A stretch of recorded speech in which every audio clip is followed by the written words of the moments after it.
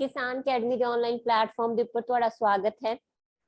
ਅਸੀਂ child care and development ਦੇ ਨਾਲ ਰਿਲੇਟਡ ਐਮਸੀਕਿਊ ਸੀਰੀਜ਼ ਨੂੰ ਕੰਟੀਨਿਊ ਕਰ ਰਹੇ ਹਾਂ। ਇੱਕ ਸੀਰੀਜ਼ ਤੁਹਾਡੀ ਆਲਰੇਡੀ ਹੋ ਚੁੱਕੀ ਆ ਤੇ ਨਾਲ ਹੀ ਜੋ ਬੱਚੇ ਆਪਣੇ ਨਾਲ ਸੁਪਰਵਾਈਜ਼ਰ ਦੇ ਬੈਚ ਦੇ ਵਿੱਚ ਜੁੜੇ ਹੋਏ ਆ ਤੇ ਈਟੀਟੀ ਦੇ ਬੈਚ ਦੇ ਵਿੱਚ ਜੁੜੇ ਹੋਏ ਆ, ਉਹਨਾਂ ਸਾਰਿਆਂ ਦੇ ਟੈਸਟ ਸਟਾਰਟ ਹੋ ਚੁੱਕੇ ਨੇ। ਚਾਈਲਡ ਕੇਅਰ ਐਂਡ ਡਿਵੈਲਪਮੈਂਟ ਦੇ ਟੈਸਟ ਤੁਹਾਡੇ ਐਪ ਦੇ ਵਿੱਚ ਸਟਾਰਟ ਹੋ ਚੁੱਕੇ ਨੇ। ਜਿਨ੍ਹਾਂ ਨੇ ਕੱਲਾ child care and development the portion ਲਿਆ ਹੋਇਆ ਸੀ, ਜਿਨ੍ਹਾਂ ਨੇ ਸੁਪਰਵਾਈਜ਼ਰ ਕੰਪਲੀਟ ਕੋਰਸ ਲਿਆ ਹੋਇਆ, ਉਹਨਾਂ ਦੇ ਵੀ ਜਿਹੜੇ ਕੰਪਲੀਟ ਫੁੱਲ ਜਿਹੜੇ ਸਬਜੈਕਟ ਦੇ ਟੈਸਟ ਨੇ ਉਹ ਸਟਾਰਟ ਹੋ ਚੁੱਕੇ ਨੇ ਤੇ ਜਲਦੀ ਹੀ ਸੁਪਰਵਾਈਜ਼ਰ ਦੇ ਜਿਹੜੇ ਮੌਕ ਟੈਸਟ ਨੇ ਉਹ ਵੀ ਲਏ ਜਾਣਗੇ ਜਦੋਂ ਹੀ ਤੁਹਾਡੇ ਜਿਹੜੇ ਟੈਸਟ ਆ ਉਹ ਕੰਪਲੀਟ ਹੋ ਜਾਂਦੇ ਆ। ਕਿਉਂਕਿ ਹਜੇ ਤੱਕ ਸਾਡੇ ਕੋਲ ਫਾਈਨਲ ਡੇਟ ਨਹੀਂ ਆ, ਇਸ ਕਰਕੇ ਆਪਾਂ ਜਿਹੜੇ ਹੈਗੇ ਟੈਸਟ ਨਾਰਮਲ ਸਟਾਰਟ ਕਰਦੇ ਆ ਨਾ, ਤਾਂ ਜਲਦੀ ਹੀ ਤੁਹਾਡੇ ਜਿਹੜੇ ਮੌਕ ਟੈਸਟ ਆ ਉਹ ਵੀ ਅਨਾਉਂਸ ਕੀਤੇ ਜਾਣਗੇ। ਤੇ ਜੋ ਬੱਚੇ ਈਟੀਟੀ ਦੇ ਵਿੱਚ ਆਪਣੇ ਨਾਲ ਜੁੜੇ ਹੋਏ ਆ, ਕਿਉਂਕਿ ਤੁਹਾਡਾ ਸਿਲੇਬਸ ਆਲਮੋਸਟ ਕੰਪਲੀਟ ਹੋ ਚੁੱਕਿਆ ਸਾਡੇ ਵੱਲੋਂ, ਤਾਂ ਤੁਹਾਡੇ ਵੀ ਜਿਹੜੇ ਟੈਸਟ ਤੇ ਮੌਕ ਟੈਸਟ, ਠੀਕ ਹੈ, ਮੌਕ ਟੈਸਟ ਵੀ ਤੁਹਾਡੇ ਆ ਜਿਹੜੇ ਸਟਾਰਟ ਹੋ ਚੁੱਕੇ ਆ। ਜੋ ਵੀ ਬੱਚੇ ਇੰਟਰਸਟਡ ਨੇ, ਦੋਨੋਂ ਕੋਰਸ ਲੈਣਾ ਚਾਹੁੰਦੇ ਨੇ, ਤਾਂ ਉਹ ਕੋਰਸ ਦਾ ਹਿੱਸਾ ਬਣ ਸਕਦੇ ਆ, ਕਿਉਂਕਿ ਤੁਸੀਂ ਘੱਟ ਦਿਨਾਂ ਦੇ ਵਿੱਚ ਵੀ ਸਾਡੇ ਨਾਲ ਐਪ ਦੇ ਉੱਪਰ ਆਪਣੀ ਪ੍ਰੈਪਰੇਸ਼ਨ ਕਰ ਸਕਦੇ ਹੋ। ਕਿਉਂਕਿ ਸਾਡਾ ਜਿਹੜਾ ਹੈ ਕੰਟੈਂਟ ਉਹ ਐਪ ਦੇ ਉੱਪਰ ਰਿਕਾਰਡਡ ਪਿਆ ਹੋਇਆ, ਤਾਂ ਤੁਹਾਡੀ ਐਫਰਟ ਆ ਕਿ ਤੁਸੀਂ ਕਿੰਨੇ ਚਿਰ ਦੇ ਵਿੱਚ ਉਹਨੂੰ ਕਵਰ ਅਪ ਕਰਦੇ ਹੋ। ਸਾਡੇ ਵੱਲੋਂ ਤੁਹਾਨੂੰ ਸਾਰਾ ਕੰਟੈਂਟ ਹੈ ਜਿਹੜਾ ਉਹ ਪ੍ਰਦਾਨ ਕਰ ਦਿੱਤਾ ਜਾਊਗਾ, ਤਾਂ ਤੁਸੀਂ ਜਿਹੜਾ ਹੈਗਾ ਕੋਰਸ ਨੂੰ ਪਰਚੇਜ਼ ਕਰ ਸਕਦੇ ਹੋ। ਕੋਰਸ ਪਰਚੇਜ਼ ਕਰਨ ਦੇ ਲਈ ਤੁਸੀਂ ਡਿਸਕ੍ਰਿਪਸ਼ਨ ਬਾਕਸ ਦੇ ਵਿੱਚ ਜੋ ਕੰਟੈਕਟ ਨੰਬਰ ਦਿੱਤਾ ਹੋਇਆ ਉਹਦੇ ਉੱਪਰ WhatsApp ਕਰ ਸਕਦੇ ਹੋ ਜਾਂ ਕਾਲ ਕਰਕੇ ਜਿਹੜੀ ਹੈਗੀ ਇਨਫੋਰਮੇਸ਼ਨ ਕੋਰਸ ਦੀ ਲੈ ਸਕਦੇ ਹੋ। ਆਪਣਾ ਪੂਰੇ ਦਾ ਪੂਰਾ ਕੋਰਸ ਕਿਸਾਨ ਅਕੈਡਮੀ ਦੀ ਐਪ ਦੇ ਉੱਪਰ ਹੀ ਪ੍ਰੋਵਾਈਡ ਕੀਤਾ ਜਾਂਦਾ, ਤਾਂ ਜੋ ਵੀ ਬੱਚੇ ਇੰਟਰਸਟਡ ਨੇ ਕੋਰਸ ਨੂੰ ਲੈ ਸਕਦੇ ਨੇ, ਤੇ ਜੋ ਬੱਚੇ ਟੈਸਟ ਦੇ ਲਈ ਇੰਟਰਸਟਡ ਨੇ ਉਹਨਾਂ ਨੂੰ ਡੈਫੀਨੇਟਲੀ ਜਿਹੜਾ ਹੈਗਾ ਕੋਰਸ ਪਰਚੇਜ਼ ਕਰਨੇ ਚਾਹੀਦੇ ਆ, ਕਿਉਂਕਿ ਉਹਨਾਂ ਦਾ ਬੈਨੀਫਿਟ ਤੁਹਾਨੂੰ ਜਿਹੜਾ ਹੈਗਾ ਜਲਦੀ ਪੇਪਰ ਦੇ ਵਿੱਚ ਦੇਖਣ ਨੂੰ ਮਿਲ ਸਕਦਾ।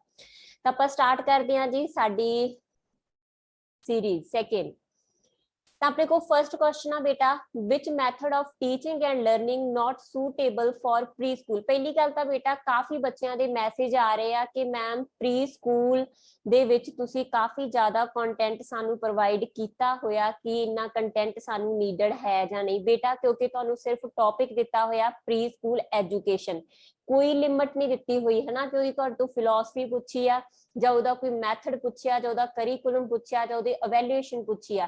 ਪ੍ਰੀ ਸਕੂਲ ਬੇਸ਼ੱਕ ਤੁਸੀਂ ਆਂਗਨਵਾੜੀ ਦੇ ਲਈ ਲੱਗਣਾ, ਬੇਸ਼ੱਕ ਤੁਸੀਂ ਆਂਗਨਵਾੜੀ ਸੁਪਰਵਾਈਜ਼ਰ ਲੱਗਣਾ, ਹਨਾ, ਤਾਂ ਤੁਹਾਡੇ ਲਈ ਜੇ ਪ੍ਰੀ ਸਕੂਲ ਦਾ ਟੌਪਿਕ ਦੇ ਦਿੱਤਾ ਤਾਂ ਇਹਦਾ ਮਤਲਬ ਇਹ ਆ ਕਿ ਉਹਦਾ ਹਰ ਇੱਕ ਕਾਰਨਰ ਤੋਂ ਕੁਐਸਚਨ ਪੁੱਛਿਆ ਜਾ ਸਕਦਾ। ਫਿਰ ਤੁਸੀਂ ਕੱਲ ਨੂੰ ਇਹ ਆਖੋ ਕਿ ਮੈਮ ਪ੍ਰੀ ਸਕੂਲ ਦਾ ਇਹ ਚੀਜ਼ ਤੁਸੀਂ ਨਹੀਂ ਸੀ ਕਰਾਈ, ਤਾਂ ਉਹਦਾ ਰਿਸਕ ਮੈਂ ਨਹੀਂ ਸੀ ਲੈ ਸਕਦੀ। ਇਸ ਕਰਕੇ ਜੋ ਕੰਬਾਈਨ ਕਲਾਸਿਸ ਸੀ ਉਹ ਤੁਹਾਨੂੰ ਪ੍ਰੋਵਾਈਡ ਕਰਾ ਦਿੱਤੀਆਂ ਗਈਆਂ ਨੇ। ਜੋ ਵੀ ਬੱਚੇ ਇੰਟਰਸਟਡ ਨੇ, ਕਿਉਂਕਿ ਉਹ ਐਕਸਟਰਾ ਦੇ ਵਿੱਚ ਹੀ ਤੁਹਾਨੂੰ ਐਪ ਦੇ ਵਿੱਚ ਪ੍ਰੋਵਾਈਡ ਕੀਤਾ ਗਿਆ, ਜੋ ਮੈਂ ਐਕਸਟਰਾ ਪ੍ਰੀ ਸਕੂਲ ਦੇ ਵਿੱਚ ਤੁਹਾਨੂੰ ਭੇਜਣਾ ਸੀ ਨਾ। ਤਾਂ ਜੋ ਵੀ ਬੱਚੇ ਇੰਟਰਸਟਡ ਨੇ ਬੇਟਾ, ਜੇ ਤੁਸੀਂ ਕਰਨਾ ਚਾਹੁੰਦੇ ਹੋ ਤਾਂ ਉਸ ਪੋਰਸ਼ਨ ਨੂੰ ਕਰ ਲਓ, ਜੇ ਤੁਸੀਂ ਨਹੀਂ ਕਰਨਾ ਚਾਹੁੰਦੇ ਉਹ ਵੀ ਤੁਹਾਡੀ ਜ਼ਿੰਮੇਵਾਰੀ ਹੈ, ਹਨਾ।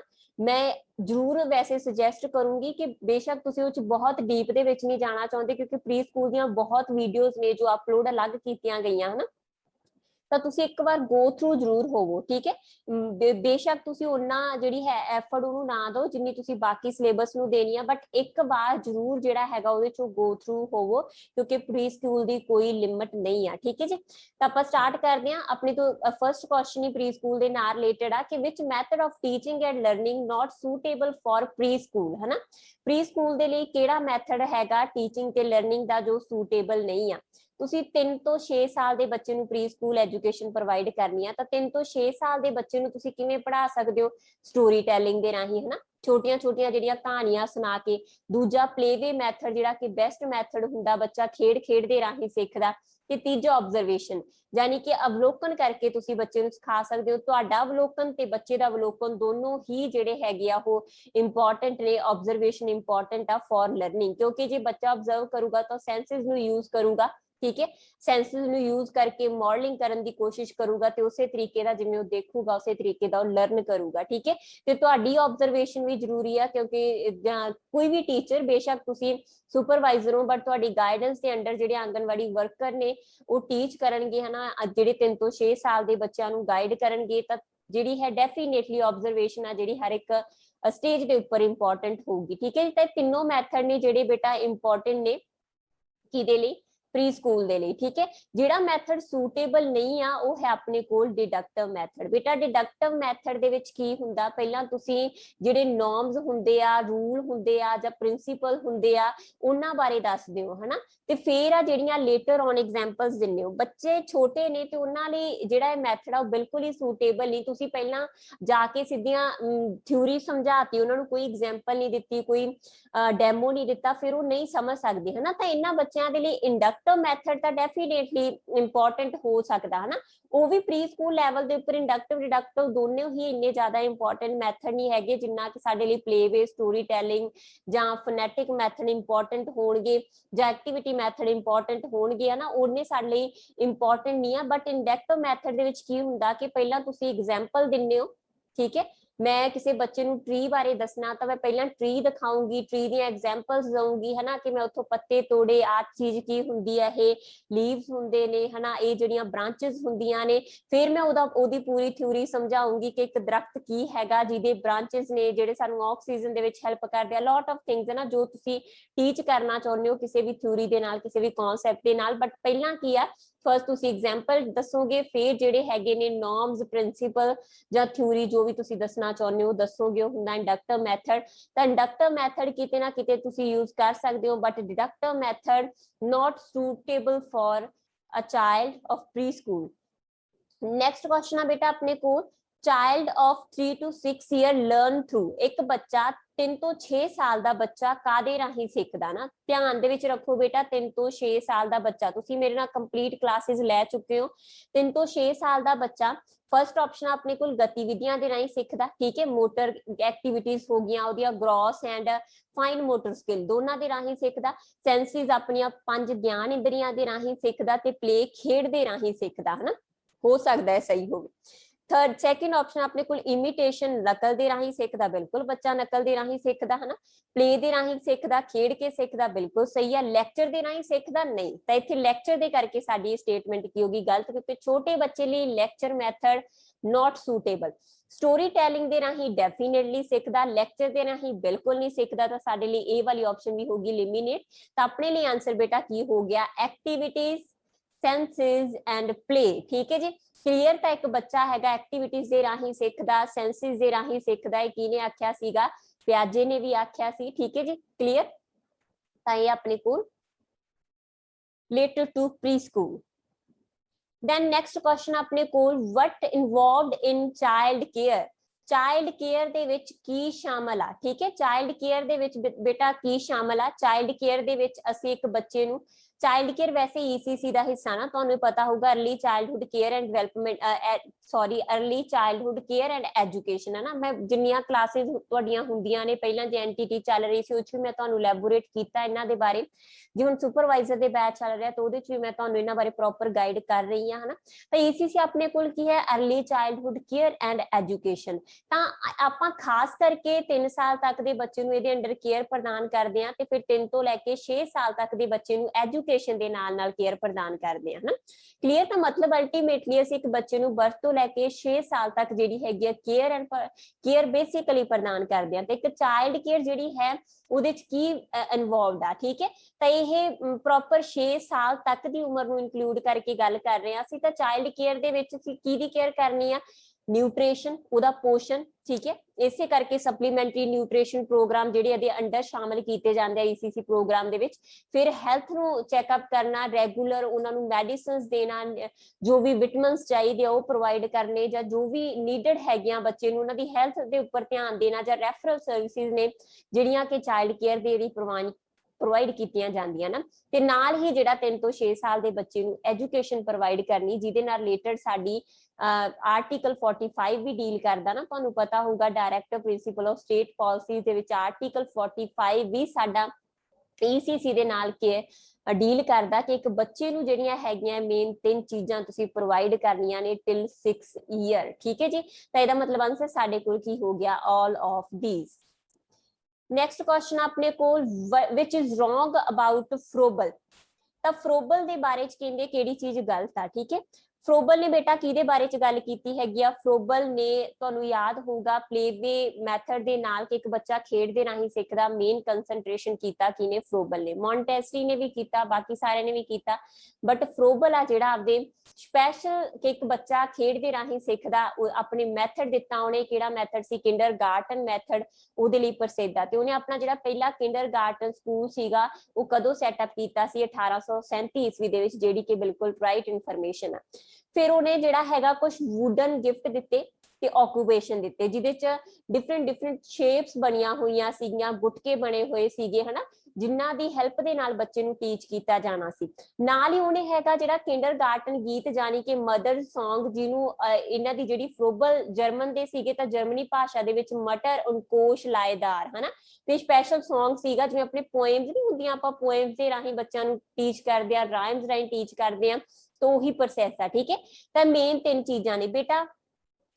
ਫਰੋਬਲ ਨੇ ਜਿਹੜਾ ਹੈਗਾ ਦੇਖੋ ਪਲੇ ਦੇ ਰਾਹੀਂ ਗੱਲ ਕੀਤਾ, ਜਦੋਂ ਇੱਕ ਬੱਚਾ ਪਲੇ ਦੇ ਰਾਹੀਂ ਸਿੱਖਦਾ, खुद एक्टिविटी करके सिखदा, तो ਉਹਦੇ ਵਿੱਚ इंटरेंसिक मोटिवेशन ज्यादा ਹੁੰਦੀ है, मतलब कि अंदरूनी प्रेरणा ज्यादा ਹੁੰਦੀ है, इसे करके बच्चा खेड के सिखदा। ठीक है, ਤੁਸੀਂ ਉਹਨੂੰ ਬਾਹਰੋਂ मोटिवेट नहीं कर रहेगे, ਤਾਂ ਇਸ ਕਰਕੇ ਜਿਹੜਾ ਫਰੋਬਲ ਆ ਉਹਨੇ एक्सट्रेंसिक मैथड ਦੇ ਉੱਪਰ, एक्सट्रेंसिक मोटिवेशन ਦੇ ਉੱਪਰ ਜ਼ਿਆਦਾ ਜ਼ੋਰ ਨਹੀਂ ਦਿੱਤਾ, ਇਹਨਾਂ 3 ਚੀਜ਼ਾਂ ਦੇ ਉੱਪਰ ਜ਼ੋਰ ਦਿੱਤਾ। ਠੀਕ ਹੈ, ਤੇ ਨਾਲ ਹੀ ਜਿਹੜੀ ਸੀ ਅੰਦਰੂਨੀ ਪ੍ਰੇਰਨਾ ਦੇ ਉੱਪਰ ਜ਼ੋਰ ਦਿੱਤਾ। ठीक है, काफी बच्चे मतलब एक क्वेश्चन थोड़ा पहला भी हो चुका शायद डिस्कशन दे विच, ते तुसी आखदे हो कि मैम एक्सटेंसिक भी आना, बट बेटा उन्हें जिहड़ा इन्हां तिन्नां दे कंपैरेटिव, ठीक है, एक्सटेंसिक मोटिवेशन दे उपर जोर नहीं दिता, उन्हें अंदरूनी प्रेरणा दे उपर मेन जोर दिता कि एक बच्चा जिन्ना अंदरूनी प्रेरणा दे नाल लर्न करदा हैगा उन्ना उन्हें कोई होर चीज लर्न नहीं करवा सकती। ठीक है जी, 5th क्वेश्चन अपने कोल, as educationist Gandhi ji was, तुसी डिफरेंट फिलोसफीज कीतियां ने प्री स्कूल दियां, जिहड़ियां कि जरूरी भी ने। तुसी काफी बच्चे मैनू पूछ रहे सीगे कि मैम फिलोसफीज नीडड ने जां नहीं, बेटा CDPO ते तुहाडा सिलेबस ऑलमोस्ट सेम हुंदा है ना। CDPO ਦੇ ਵਿੱਚ ਤੁਹਾਨੂੰ ਪ੍ਰੀ ਸਕੂਲ ਐਜੂਕੇਸ਼ਨ ਦੇ ਵਿੱਚ ਜੋ ਪੇਪਰ ਸੈਂਟਰ ਦੇ ਵਿੱਚ ਹੋਏ ਵੀ, ਤਾਂ ਉਹਨਾਂ ਦੇ ਵਿੱਚ ਜਿਹੜਾ ਹੈ ਫਿਲਾਸਫੀਜ਼ ਦੇ ਵਿੱਚੋਂ ਕੁਐਸਚਨ ਪੁੱਛੇ ਗਏ ਆ, ਤਾਂ ਇਸ ਕਰਕੇ ਡੈਫੀਨੇਟਲੀ ਫਿਲਾਸਫੀਜ਼ ਤੁਹਾਡੇ ਲਈ ਇੰਪੋਰਟੈਂਟ ਹੋ ਸਕਦੀਆਂ ਹਨਾ। ਤਾਂ ਅਸੀਂ ਜੇ ਫਿਲਾਸਫੀ ਦੀ ਗੱਲ ਕਰਦੇ ਆ ਤਾਂ ਆਪਣੇ ਕੋਲ ਜਿਹੜਾ ਕੁਐਸਚਨ ਹੈਗਾ ਕਿ ਗਾਂਧੀ ਜੀ ਨੇ किस तरह की फिलोसफी दी है। साडे कोल डिफरेंट स्कूल है ना फिलोसफिकल, डिफरेंट स्कूल्स ने फिलोसफी दी। जे आपां गल करिए अपने कोल फर्स्ट आ गया नैचुरलिस्ट है ना, यानी कि नैचुरलिज्म स्कूल, प्रकृतिवाद स्कूल, जिहदी शुरुआत वैसे थेल्स ने कीती सीगी। ठीक है, बट रूसो ने जिहड़ा हैगा इहनूं ज्यादा स्प्रैड किया। रूसो के टाइम पीरियड दे विच ज्यादा स्प्रैड हुंदा क्योंकि रूसो ने एक वॉच वर्ड देता सी, बैक टू नेचर। ठीक है, बैक टू नेचर, मुड़ कुदरत वाल। ठीक है, ਇਹਦੇ ਚ ਕੀ ਆ, ਬੱਚੇ ਨੂੰ ਬੱਚੇ ਦੇ ਨੇਚਰ ਨੂੰ ਧਿਆਨ ਦੇ ਵਿੱਚ ਰੱਖ ਕੇ ਤੇ ਫਿਰ ਕੁਦਰਤ ਦੀ ਗੋਦੀ ਦੇ ਵਿੱਚ, ਨੇਚਰ ਦਾ ਮਤਲਬ ਇੱਥੇ ਦੋਨੋਂ ਸੈਂਸਿਸ ਦੇ ਵਿੱਚ ਆ, ਬੱਚੇ ਦਾ ਨੇਚਰ ਤੇ ਕੁਦਰਤ। ਠੀਕ ਹੈ, ਦੋਨਾਂ ਦੀ ਗੋਦੀ ਦੇ ਵਿੱਚ ਬੱਚੇ ਨੂੰ ਟੀਚ ਕਰਨਾ, ਜਿਹੜਾ ਕਿ ਬੜਾ ਹੀ ਸੌਖਾ ਜਿਹਾ ਮੈਥਡ ਆ, ਜਿਸ ਚ ਬੱਚਾ ਬਹੁਤ ਰਿਲੈਕਸ ਰਹਿੰਦਾ, ਖੁਦ ਐਕਟੀਵਿਟੀ ਕਰਕੇ ਲਰਨ ਕਰਦਾ। देन एक शब्द है अपने को, एक स्कूल है आइडलिस्ट। ठीक है, जिन्होंने ਅਸੀਂ आदर्शवाद आखदे आ, ਤਾਂ ਜਿਹੜਾ आदर्शवाद ਆ ਨਾਮ ਤੋਂ ਹੀ ਕਲੀਅਰ ਆ, ਆਈਡਲ ਆਈਡੀਆਜ਼। ਠੀਕ ਹੈ, ਆਈਡੀਆਜ਼ ਦੇ ਉੱਪਰ ਬੇਸਡ ਇਹ ਸਕੂਲ ਆ, ਜਿਹਦੇ ਚ ਆਈਡਲਸ ਨੇ ਜਾਂ ਆਪਾਂ ਕਹੀਏ ਆਦਰਸ਼ ਨੇ, ਉਹ ਸਭ ਤੋਂ ਜ਼ਿਆਦਾ ਇੰਪੋਰਟੈਂਟ ਨੇ, ਤੇ ਨਾਲ ਹੀ ਜਿਹੜਾ ਹੈਗਾ ਟੀਚਰ ਇੰਪੋਰਟੈਂਟ ਆ। ਸਭ ਤੋਂ ਜ਼ਿਆਦਾ ਟੀਚਰ ਆ ਜਿਹੜਾ ਇਹਦੇ ਚ ਇੰਪੋਰਟੈਂਟ ਹੁੰਦਾ। ਜਿਹੜੇ ਇਹ ਵਾਲੇ ਮੈਥਡ ਨੇ ਬੇਟਾ, ਇਹਨਾਂ ਦੇ ਵਿੱਚ ਬੱਚਾ ਇੰਪੋਰਟੈਂਟ ਆ, ਪ੍ਰੈਗਮੈਟਿਜ਼ਮ ਦੇ ਵਿੱਚ ਵੀ, ਨੈਚੁਰਲਿਜ਼ਮ ਦੇ ਵਿੱਚ ਵੀ ਬੱਚਾ ਇੰਪੋਰਟੈਂਟ ਆ। टीचर गाइडर के तौर पर काम करता, बट इत्थे गुरु का होना बहुत जरूरी है आदर्शवाद के अकॉर्डिंग। जिहड़ा आइडलिज्म स्कूल सी बेटा, इनू मेन जिहड़ा हैगा सब तो पहला जे इहदे बारे किसी ने दस्सिया तो मन्ने जांदे ने सोक्रेट्स, यानी कि शुकरात, ते उस तो बाद जिहड़ा प्लूटो के टाइम दे विच भी इहदा काफी ज्यादा स्प्रैड हुंदा। कई बार बच्चे ये भी पुछदे आ मैम कि जिहड़ा है शुकरात नूं तां असीं इस स्कूल दे विच पढ़िया, जां प्लूटो नूं तां असीं इस स्कूल दे विच पढ़िया। बेटा ਜਿਹੜੇ ਥੌਟਸ ਹੁੰਦੇ ਆ ਨਾ, ਉਹ ਕਈ ਵਾਰ ਸਿਮਿਲਰ ਹੁੰਦੇ ਆ, ਇਸ ਕਰਕੇ ਹਰ ਬੁੱਕ ਦੇ ਵਿੱਚ ਅਲੱਗ-ਅਲੱਗ ਦਿੱਤਾ ਹੁੰਦਾ ਹੈ ਨਾ। ਜਿਵੇਂ ਆਪਾਂ ਗਾਂਧੀ ਜੀ ਦੀ ਗੱਲ ਕਰਦੇ ਆ, ਪਹਿਲਾਂ ਮੈਂ ਇਸ ਆਨਸਰ ਦਾ ਹੀ ਜਵਾਬ ਦੇ ਦਾਂ ਨਾ ਕਿ ਜਿਹੜਾ ਐਜੂਕੇਸ਼ਨਿਸਟ ਸੀ ਗਾਂਧੀ ਜੀ, ਉਹ ਕਿਹੜੇ ਨੇ? ਗਾਂਧੀ ਨੈਚੁਰਲਿਸਟ ਵੀ ਆ, ਆਈਡਲਿਸਟ ਵੀ ਆ, ਪ੍ਰੈਗਮੈਟਿਜ਼ਮ ਵੀ ਆ। ਮਤਲਬ ਜਿਹੜੀਆਂ ਨੈਚੁਰਲਿਜ਼ਮ ਦੀਆਂ ਕੁਝ ਗੱਲਾਂ ਸੀ ਗਾਂਧੀ ਨੂੰ ਚੰਗੀਆਂ ਲੱਗੀਆਂ, ਉਹਨਾਂ ਨੇ ਇਹ ਫੋਲੋ ਕਰ ਲਈਆਂ, ਆਈਡਲਿਜ਼ਮ ਦੀਆਂ ਜੋ ਚੰਗੀਆਂ ਲੱਗੀਆਂ ਉਹ ਫੋਲੋ ਕਰ ਲਈਆਂ, ਜੋ ਪ੍ਰੈਗਮੈਟਿਜ਼ਮ ਦੀਆਂ ਚੰਗੀਆਂ ਲੱਗੀਆਂ ਉਹ ਫੋਲੋ ਕਰ ਲਈਆਂ। ਇਸੇ ਤਰੀਕੇ ਨਾਲ ਜਿੰਨੇ ਵੀ ਸਾਡੇ ਕੋਲ ਨੈਚੁਰਲਿਸਟਿਕ, ਆਈਡਲਿਸਟਿਕ ਜਾਂ ਪ੍ਰੈਗਮੈਟਿਜ਼ਮ ਵਾਲੇ ਹੋਏ ਨੇ, ਉਹ ਇੱਕ ਦੂਜੇ ਦੀਆਂ ਚੰਗੀਆਂ ਗੱਲਾਂ ਨੂੰ ਜ਼ਰੂਰ ਅਡਾਪਟ ਕਰਦੇ ਰਹੇ ਹੋਣਗੇ ਨਾ, ਤੇ ਇਸ ਕਰਕੇ ਜਿਹੜਾ ਹੈ ਕਈ ਵਾਰ ਜਿਹੜਾ ਆਪਾਂ ਇੱਕ ਦੂਜੇ ਨੂੰ ਦੂਜੇ ਸਕੂਲ ਦੇ ਵਿੱਚ ਆ ਜਿਹੜਾ ਕਰ ਦਿੰਦੇ ਆ ਨਾ, ਜਿਵੇਂ ਕਿ ਆਪਾਂ ਰਵਿੰਦਰਨਾਥ ਟੈਗੋਰ ਦੀ ਗੱਲ ਕਰੀਏ, ਮੇਨ ਨੈਚੁਰਲਿਸਟਿਕ ਨੇ, ਬਟ ਤੁਹਾਡੀਆਂ ਬਹੁਤ ਸਾਰੀਆਂ ਕਿਤਾਬਾਂ ਦੇ ਵਿੱਚ ਆਦਰਸ਼ਵਾਦ ਦੇ ਵਿੱਚ ਉਹਨਾਂ ਦਾ ਨਾਮ ਆਉਂਦਾ ਹਨਾ। ਜਿਹੜੇ ਅਰਬਿੰਦੋ ਘੋਸ਼ ਨੇ ਉਹਨਾਂ ਦਾ ਨਾਮ ਉਹ ਮੇਨ ਸਪਿਰਿਚੁਅਲਿਜ਼ਮ ਸਕੂਲ ਦੇ ਨਾਲ ਰਿਲੇਟਡ ਨੇ, ਬਟ ਆਈਡਲਿਜ਼ਮ ਦੇ ਵਿੱਚ ਕੁਝ ਪੁਆਇੰਟਸ ਨੂੰ ਫੋਲੋ ਕਰਦੇ ਕਰਕੇ ਅਰਬਿੰਦੋ ਘੋਸ਼ ਦਾ ਨਾਮ ਜਿਹੜਾ ਹੈ ਉਹ ਆਈਡਲਿਸਟ ਦੇ ਵਿੱਚ ਵੀ ਆਉਂਦਾ। ਠੀਕ ਹੈ, ਤੇ ਇਸ ਕਰਕੇ ਜਿਹੜਾ ਹੈ ਕਈ ਵਾਰ ਇਹਨਾਂ ਦੇ ਜਿਹੜੇ ਨਾਮ ਹੈਗੇ ਤੁਹਾਨੂੰ ਇੱਕ ਦੂਜੇ ਦੇ ਵਿੱਚ ਮਰਜ ਮਿਲਣਗੇ। ਇੱਕ ਸਕੂਲ ਆਪਣੇ ਕੋਲ ਹੋਰ ਆ ਪ੍ਰੈਗਮਾਟਿਜ਼ਮ। ਠੀਕ ਹੈ, ਪ੍ਰੈਗਮਾਟਿਜ਼ਮ ਸਕੂਲ ਕੀ ਹੁੰਦਾ ਬੇਟਾ? ਪ੍ਰੈਗਮਾ ਵਰਡ ਦਾ ਜੇ ਆਪਾਂ ਮਤਲਬ ਲਈਏ ਤਾਂ ਇਹਦਾ ਮਤਲਬ ਹੁੰਦਾ ਪ੍ਰੈਕਟੀਕਲ ਕਰਨਾ ਹਨਾ। ਜਿਹੜਾ ਮੇਨ ਹੈ ਜੇ ਆਪਾਂ ਇਹ ਗੱਲ ਕਰੀਏ ਕਿ ਇਹ ਸਕੂਲ ਦੇ ਨਾਲ ਰਿਲੇਟ ਕੌਣ ਕਰਦੇ ਹੈਗੇ ਆ, ਦੋ ਨਾਮ ਬੜੇ ਹੀ ਇੰਪੋਰਟੈਂਟ ਹੈ। ਇੱਕ ਤਾਂ ਹੈ ਕਿਲਪੈਟਰਿਕ, ਠੀਕ ਹੈ ਜੀ, ਕਿਲਪੈਟਰਿਕ, ਤੇ ਦੂਜਾ ਆਪਣੇ ਕੋਲ ਇੰਪੋਰਟੈਂਟ ਨਾਮ ਹੈਗਾ ਜੌਨ ਡੈਵੀ। ਦੋਨੋਂ ਹੀ ਨਾਮ ਬੜੇ ਇੰਪੋਰਟੈਂਟ ਨੇ ਬੇਟਾ। ਠੀਕ ਹੈ, ਜਿਹੜਾ ਸਾਡੇ ਕੋਲ ਪ੍ਰੋਜੈਕਟ ਮੈਥਡ ਹੈਗਾ ਬੇਸਿਕਲੀ ਹਨਾ, ਜੇ ਆਪਾਂ ਗੱਲ ਕਰੀਏ ਤਾਂ ਸਿੱਖਿਆ ਦੇ ਵਿੱਚ ਜਿਹੜੇ ਪ੍ਰੈਗਮਾਟਿਜ਼ਮ ਦੇ ਫਾਦਰ ਮੰਨੇ ਜਾਂਦੇ ਆ ਉਹ ਹੈਗੇ ਨੇ ਜੌਨ ਡੈਵੀ, ਤੇ ਪ੍ਰੋਜੈਕਟ ਮੈਥਡ ਨੂੰ ਵੀ ਇੱਕ ਪ੍ਰੋਪਰ ਤਰੀਕੇ ਦੇ ਨਾਲ ਐਜੂਕੇਸ਼ਨ ਵਿੱਚ ਲੈ ਕੇ ਆਉਣ ਵਾਲੇ ਕੌਣ ਹੋਏ ਨੇ? ਜੌਨ ਡੈਵੀ। ਠੀਕ ਹੈ, ਜਦੋਂ ਕਿ ਜੇ ਆਪਾਂ ਗੱਲ ਮੰਨੀਏ ਤਾਂ ਜਿਹੜੇ ਕਿਲਪੈਟਰਿਕ ਨੇ ਉਹਨਾਂ ਦਾ ਨਾਮ ਜੋੜਿਆ ਜਾਂਦਾ ਪ੍ਰੋਜੈਕਟ ਮੈਥਡ ਦੇ ਨਾਲ ਹਨਾ। ਇਹ ਮੰਨਿਆ ਜਾਂਦਾ ਕਿ ਰੀਜਨਲੀ ਜਿਹੜਾ ਸੀਗਾ ਉਹ ਪ੍ਰੋਜੈਕਟ ਮੈਥਡ ਆ ਉਹ ਕਿੰਨਾ ਨਾਲ ਜੋੜ ਦਿੰਦਾ ਸੀ? ਕਿਲਪੈਟਰਿਕ ਨਾਲ, ਕਿ ਕਿਲਪੈਟਰਿਕ ਨੇ ਦਿੱਤਾ ਕਿਉਂਕਿ ਉਹਨਾਂ ਨੇ ਦਾ ਪ੍ਰੋਜੈਕਟ ਮੈਥਡ ਬੁੱਕ ਲਿਖੀ ਸੀ। ਠੀਕ ਹੈ, ਬਟ ਉਹਨੂੰ ਐਜੂਕੇਸ਼ਨ ਦੇ ਵਿੱਚ ਪ੍ਰਮੋਟ ਕਰਨ ਵਾਲੇ ਕੌਣ ਨੇ? ਜੌਨ ਡੈਵੀ। ਕਲੀਅਰ? ਤਾਂ ਕਿਲਪੈਟਰਿਕ ਨੇ ਵੈਸੇ ਪ੍ਰੋਜੈਕਟ ਮੈਥਡ ਦਿੱਤਾ ਜਿਹੜਾ ਕਿ ਪ੍ਰੈਗਮਾਟਿਜ਼ਮ ਦਾ ਬੜਾ ਹੀ ਇੰਪੋਰਟੈਂਟ ਮੈਥਡ ਆ। ਤੇ ਇਹਦੇ ਵਿੱਚ ਕੀ ਹੁੰਦਾ ਬੇਟਾ ਪ੍ਰੈਗਮਾਟਿਜ਼ਮ ਦੇ ਵਿੱਚ ਕਿ ਇੱਕ ਬੱਚਾ ਜਿਹੜਾ ਹੈਗਾ ਉਹ ਕਾਦੇ ਰਾਹੀਂ, ਅਭਿਆਸ ਦੇ ਰਾਹੀਂ, ਪ੍ਰਯੋਗ ਦੇ ਰਾਹੀਂ ਕਿਸੇ ਵੀ ਤਰਕ ਨੂੰ ਸਿੱਧ ਕਰਦਾ। ਜਿਹੜੀ ਚੀਜ਼ ਨੂੰ ਤਰਕ ਤੇ ਸਾਬਤ ਕੀਤਾ ਜਾ ਸਕਦਾ, ਪ੍ਰੈਕਟੀਕਲ ਦੇ ਰਾਹੀਂ ਸਾਬਤ ਕੀਤਾ ਜਾ ਸਕਦਾ, ਉਹੀ ਸੱਚ ਆ। ਠੀਕ ਹੈ, ਤੇ ਇਸੇ ਤਰੀਕੇ ਦੀ ਐਜੂਕੇਸ਼ਨ ਫਿਲਾਸਫੀ ਆ। ਨੈਕਸਟ ਕੁਐਸਚਨ ਆ ਬੇਟਾ ਆਪਣੇ ਕੋਲ, what is wrong about ECC 2013? ਠੀਕ ਹੈ, 2013 ਵਾਲੀ ਪਾਲਿਸੀ ਆ ਜਿਹੜੀ ਮੈਂ ਸ਼ਾਇਦ ਤੁਹਾਨੂੰ ਲਾਸਟ ਕਲਾਸ ਦੇ ਵਿੱਚ ਵੀ ਦੱਸੀ ਹੋਵੇ, ਲਾਸਟ ਡਿਸਕਸ਼ਨ ਦੇ ਵਿੱਚ ਵੀ, ਕਿ ECC ਹੈਗੀ ਜਿਹੜੀ early childhood care and education. ਠੀਕ ਹੈ, ਇੱਕ ਇੰਪੋਰਟੈਂਟ ਪਾਲਿਸੀ ਆ ਜਿਹਦੀ ਜੇ ਆਪਾਂ ਆਰਟੀਕਲ ਦੀ ਗੱਲ ਕਰਦੇ ਆ, ਆਰਟੀਕਲ 45 ਡੀਲ ਕਰਦਾ ECC ਦੇ ਨਾਲ, ਜਿਹਦੇ 'ਚ ਆਖਿਆ ਗਿਆ ਕਿ 6 ਸਾਲ ਤੱਕ ਦੇ ਬੱਚੇ ਨੂੰ ਜਿਹੜੀ early childhood care and education ਆ ਉਹ ਪ੍ਰਦਾਨ ਕਰਨੀ ਜ਼ਰੂਰੀ ਆ, ਤੇ ਸਾਡੇ directive principal of state policies ਦੇ ਵਿੱਚ ਸ਼ਾਮਲ ਆ। ਠੀਕ ਹੈ, ਸਾਡੇ ਕੋਲੋਂ ECC ਪਾਲਿਸੀ ਦੇ ਬਾਰੇ ਚ ਪੁੱਛਿਆ ਗਿਆ, 2013 ਦੇ ਵਿੱਚ ਲਾਂਚ ਹੁੰਦੀ ਹੈ ਇਹ ਪਾਲਿਸੀ। ਠੀਕ ਹੈ, ਕੀ ਰੋਂਗ ਆ ਕਹਿੰਦੇ ਇਹਦੇ ਬਾਰੇ? ਪਹਿਲਾਂ ਤਾਂ ਦੇਖੋ ਰਾਈਟ ਕੀ ਆ। ਇਸ ਪਾਲਿਸੀ ਦੇ ਵਿੱਚ ਇਹ ਆਖਿਆ ਗਿਆ ਕਿ ਇਹਦੇ ਚ ਜਿਹੜੇ 3 ਤੋਂ 6 ਸਾਲ ਦੇ ਬੱਚੇ, ਜਾਂ ਆਪਾਂ ਕਹੀਏ ਉਸ ਤੋਂ ਛੋਟੇ 6 ਸਾਲ ਤੱਕ ਦੇ ਬੱਚੇ ਹੈਗੇ ਨੇ, ਉਹ ਸਕੂਲ ਦੇ ਵਿੱਚ ਜਾਂ ਕ੍ਰੈਚਸ ਦੇ ਵਿੱਚ ਆਉਣਗੇ ਤਾਂ ਉਹ ਕਿੰਨੇ ਘੰਟੇ ਸਪੈਂਡ ਕਰਨਗੇ? 3 ਤੋਂ ਲੈ ਕੇ 4 ਸਾਲ ਤੱਕ। ਠੀਕ ਹੈ, ਫਿਰ ਜਿਹੜੀ ECC ਆ ਯਾਨੀ ਕਿ अर्ਲੀ ਚਾਈਲਡਹੁੱਡ ਕੇਅਰ ਆ, ਜਦੋਂ ਉਹ ਕੇਅਰ ਪ੍ਰਦਾਨ ਕਰਨੀ ਆ ਤਾਂ ਸਾਡੀ ਐਵਰੇਜ ਜਿਹੜੀ ਹੈਗੀ ਅਨੁਪਾਤ ਕਿੰਨਾ ਹੋਊਗਾ? ਇੱਕ ਜਿਹੜਾ ਟੀਚਰ ਹੈ ਜਾਂ ਇੱਕ ਕੇਅਰ ਟੇਕਰ ਹੈ ਉਹ 10 ਬੱਚਿਆਂ ਦੀ ਕੇਅਰ ਕਰੂਗਾ ਟਿਲ ਏਜ 3 ਈਅਰ, ਤਾਂ 3 ਸਾਲ ਤੱਕ ਦੇ ਬੱਚਿਆਂ ਲਈ। ਜਿਹੜੇ 3 ਤੋਂ ਲੈ ਕੇ 6 ਸਾਲ ਤੱਕ ਦੇ ਬੱਚੇ ਨੇ ਉਹਨਾਂ ਨੂੰ ਇੱਕ ਟੀਚਰ ਕਿੰਨਿਆਂ ਨੂੰ ਟੀਚ ਕਰ ਸਕਦਾ ਹੈਗਾ? 20 ਬੱਚਿਆਂ ਨੂੰ ਟੀਚ ਕਰੂਗਾ ਜਾਂ ਉਹਨਾਂ ਦੀ ਕੇਅਰ ਕਰੂਗਾ। ਤਾਂ ਇਹ ਦੋਨੋਂ ਸਟੇਟਮੈਂਟ ਸਹੀ ਨੇ। ਕਹਿੰਦੇ ਇਹ ਮਿਨਿਸਟਰੀ ਆਫ ਐਜੂਕੇਸ਼ਨ ਦੇ ਅੰਡਰ ਆ, ਨਹੀਂ ਬੇਟਾ, ਮੈਂ ਤੁਹਾਨੂੰ ਲਾਸਟ ਕਲਾਸ ਦੇ ਵਿੱਚ ਵੀ ਕਰਾ ਚੁੱਕੀ ਹਾਂ, ministry of women and child development ਦੇ ਅੰਡਰ ਹੈ ਨਾ, ਵਿਮਨ ਐਂਡ ਚਾਈਲਡ ਡਿਵੈਲਪਮੈਂਟ ਦੇ ਅੰਡਰ ਆ। ਠੀਕ ਹੈ ਬੇਟਾ, ਲਾਸਟ ਕਲਾਸ ਦੇ ਵਿੱਚ ਜਿਹੜਾ ਸੀਗਾ ਤੁਹਾਨੂੰ ਦੱਸਦਾ ਸੀਗਾ ਮੈਂ ਕਿ ministry of education, ministry of child care, women and child development ਦੇ ਅੰਡਰ ਹੈਗੀ ਆ ਤੁਹਾਡੀ ਇਹ ECC ਦੇ ਨਾਲ ਰਿਲੇਟਡ ਕੁਝ ਹੋਰ ਪੁਆਇੰਟ ਜੋ ਤੁਸੀਂ ਮੇਨ ਧਿਆਨ ਦੇ ਵਿੱਚ ਰੱਖਣੇ ਆ। ECC ਪਾਲਿਸੀ ਦੇ ਵਿੱਚ ਇਹ ਆਖਿਆ ਗਿਆ ਕਿ 35 ਸਕੁਅਰ ਕਿਲੋਮੀਟਰ, ਠੀਕ ਹੈ, 35 ਸਕੁਅਰ ਕਿਲੋਮੀਟਰ ਦਾ ਇੱਕ ਕਮਰਾ ਹੋਊਗਾ, ਤੇ ਉਹ ਕਿੰਨੇ ਬੱਚਿਆਂ ਲਈ ਹੋਊਗਾ? 30 ਬੱਚਿਆਂ ਦੇ ਲਈ ਹੋ ਸਕਦਾ। ਟ੍ਰੇਨ ਸਟਾਫ ਆ ਜਿਹੜੇ ਇਹਨਾਂ ਕੇਅਰ ਸੈਂਟਰਾਂ ਦੇ ਵਿੱਚ ਅਪੁਆਇੰਟ ਕੀਤੇ ਜਾਣਗੇ, ਮਦਰ ਲੈਂਗੁਏਜ ਦੇ ਵਿੱਚ ਜਿਹੜੀ ਹੈਗੀ ਆ ਟੀਚਿੰਗ ਕੀਤੀ ਜਾਊਗੀ, ਪੜ੍ਹਾਇਆ ਜਾਊਗਾ। ਠੀਕ ਹੈ, ਪਾਠਕ੍ਰਮ ਆ ਜਿਹੜਾ ਚਾਈਲਡ ਸੈਂਟਰ ਕਰਿਕੂਲਮ ਹੋਊਗਾ ਬੱਚਿਆਂ ਦੇ ਲਈ, ਉਹਨਾਂ ਲਈ ਨੈਪ ਯਾਨੀ ਕਿ ਕਿਉਂਕਿ ਛੋਟੇ ਬੱਚੇ ਨੇ ਤਾਂ ਉਹਨਾਂ ਦੀ ਨੀਂਦ ਦਾ ਵੀ ਪ੍ਰਬੰਧ ਕੀਤਾ ਜਾਊਗਾ। ਰੇਸ਼ੋ ਤੁਹਾਡੀ ਆਲਰੇਡੀ ਹੋ ਚੁੱਕੀ ਆ, ਤੇ 500 ਮੀਟਰ ਦੇ ਘੇਰੇ ਦੇ ਅੰਡਰ ਜਿਹੜੇ ਹੈਗੇ ਨੇ ECC ਸੈਂਟਰ ਸੈਟਅਪ ਕੀਤੇ ਜਾਣ ਤਾਂ ਕਿ ਐਕਸੈਸ ਹੋ ਸਕੇ ECC ਸੈਂਟਰਾਂ ਦੀ।